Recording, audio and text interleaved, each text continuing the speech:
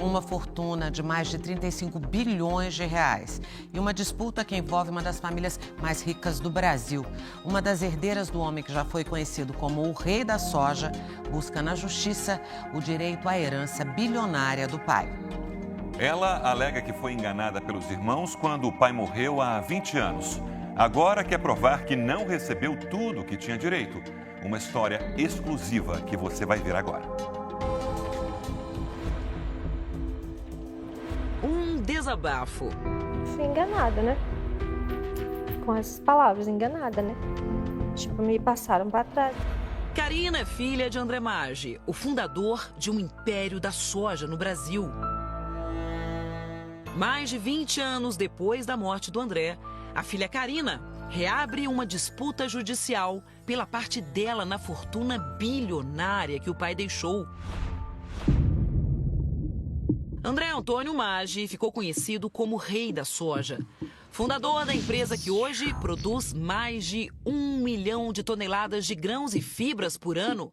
São milhares de hectares de terra, voltados para a produção de soja, milho e algodão em larga escala. Só a área desta fazenda, a 390 quilômetros de Cuiabá, no Mato Grosso, equivale a 147 mil campos de futebol, ou 2/3 da cidade de São Paulo. É a maior propriedade do grupo, um gigante agrícola que começou a ser construído numa pequena cidade do sul do país. São Miguel do Iguaçu, no Paraná. Aqui na década de 70 foi inaugurada a primeira fazenda do grupo que se tornaria uma das maiores potências agrícolas do Brasil. Hoje, um dos maiores exportadores de soja do mundo. É nesta cidade de pouco mais de 25 mil habitantes que nossa equipe veio entender o que está por trás de uma briga na justiça que envolve uma fortuna avaliada em 35 bilhões de reais. A herança virou motivo de disputa entre os herdeiros do magnata. André Maggi morreu aos 74 anos, em 2001. O empresário teve 6 filhos, 5 do casamento com Lúcia Maggi e Karina, fruto de uma relação extraconjugal. Karina é filha de Dona Maria Helena, na época boia fria. A família trabalhava para André Maggi. Meu pai veio morar com ele, eu tinha 2 anos, né? Daí eu cresci na fazenda dele. Dona Maria conta que ela e André começaram a se relacionar quando era bem novinha. Daí, com 14 anos, nós se relacionamos, né? E foi anos, bastante anos. A diferença de idade entre eles era de 35 anos, até que veio a primeira gravidez. Daí eu, nessa época, com 15 anos, fiquei grávida, daí ele me insistiu até que eu tirei a criança. Mas Dona Maria engravidou mais uma vez. Ele queria que eu fosse tirar de novo. Ele disse que se eu não tirasse, eu ia sofrer, né? Mas eu preferi sofrer. Mas logo que a menina nasceu, ele veio ver a menina, né? E viu que era a cara dele, né? Que era puro ele.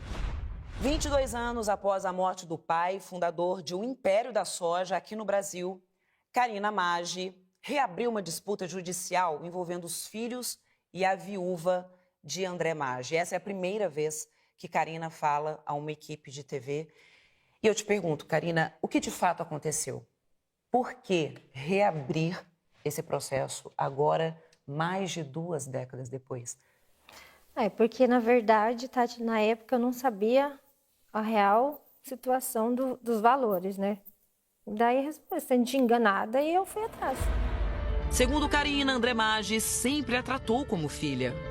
Chamava de filha, mas eu nunca chamei de pai, porque assim, eu não tinha aquele contato, né, Tati? Sabia que ele era meu pai, mas eu não tinha, assim, afinidade, sabe? Karina conta que o pai a ajudava financeiramente. Todo mês, ela ia ao escritório dele para receber uma pensão de R$2.000. À época, um bom dinheiro. Era boa a relação, porque ele sempre ia me ver, me visitava, pedia para eu visitar ele. Ele fazia questão de eu visitar ele sempre. Todo mês, quando eu ia pegar minha pensão, eu ia lá e visitava ele. Ficava lá 1 a 2 horas conversando com ele no escritório dele. Segundo Karina, a semelhança dela com a avó paterna chamava a atenção de André Maggi. Você sentia, Karina, que ele se emocionava quando via você? Sempre. Você lembrava da mãe?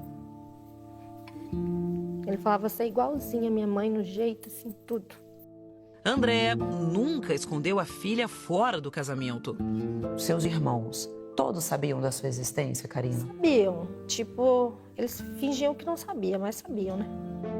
De acordo com Karina, logo após a morte do pai, em 2001, ela foi procurada pelo irmão Blairo Maggi, ex-governador do Mato Grosso e ex-ministro da Agricultura, atual inventariante da partilha dos bens. E ele falou assim, não, mas você pode ficar tranquila que a pensão que o pai te pagava, nós vamos continuar te pagando, só que a gente quer que você vai fazer o DNA amanhã de manhã. Falei, tudo bem? Com o resultado do teste, Karina foi chamada para assinar a partilha de bens. Segundo ela, no ano seguinte, em 2002, o valor estipulado do patrimônio era de quase 24 milhões de reais. Karina diz que recebeu cerca de 2 milhões. Eu não tinha muita noção também, né? Na época, né? Eu era de menor, fui emancipada para poder receber herança. Karina acredita que os irmãos fizeram uma manobra para blindar a fortuna do pai. Dias antes da morte de André Maggi, 2 doações das principais empresas do grupo foram realizadas. O Domingo Espetacular teve acesso aos documentos com exclusividade. Repare, em 28 de março de 2001, André Maggi cede a parte dele da empresa Sementes Maggi no valor de 10 milhões de reais para a esposa Lúcia Maggi. Alguns dias depois, mais uma doação. Desta vez, da Agropecuária Maggi, maior empresa do grupo. Cerca de 32 milhões de reais foram transferidos para a dona Lúcia. Se eu considerar o valor da época, os valores já eram altos. Estamos falando em 300, 400 milhões, o valor do capital social dela. Se eu falar hoje, 20 anos após, as empresas cresceram muito. Então, os números são realmente bilionários. Um outro detalhe chamou a atenção dos advogados de Karina. Todo mundo sabia que ele tinha Parkinson, estava lúcido, mas tinha Parkinson num estado bastante avançado. E aí, em 28 de março de 2001, a assinatura dele nos documentos societários, ela sai extremamente trêmula, inconsistente.